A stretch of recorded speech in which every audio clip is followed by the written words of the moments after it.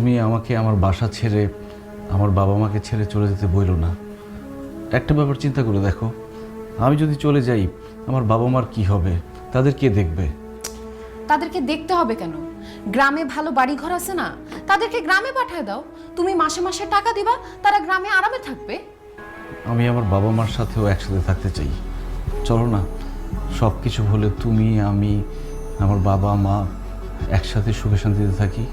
Sorry, তোমাকে আমি এই শান্তিটা দিতে পারতেছি না, কারণ তোমার এই বাসায় থাকলে আমাকে ধুকে ধুকে জীবন কাটাইতে হবে, এইটা আমি কোনো দিনও পারবো না। তাছাড়া তোমার এই বাসা, এই বাড়ি ঘর, তোমার বাবা মা আমার কাউকেই পছন্দ না। দেখো, আমাদের বাসায় গেলে তোমার জন্যই ভালো হবে। আমার বাবা তোমাকে একদম সেটেল করে দিবে, তোমার লাইফ নিয়ে কখনো কোনো টেনশনই থাকবে না। কালকে সকালবেলা বাবা আসবে, তুমি সবকিছু গুছিয়ে নাও, তুমি আমি বাবার বাড়িতে চলে যাবো। আর যদি তুমি আমার সাথে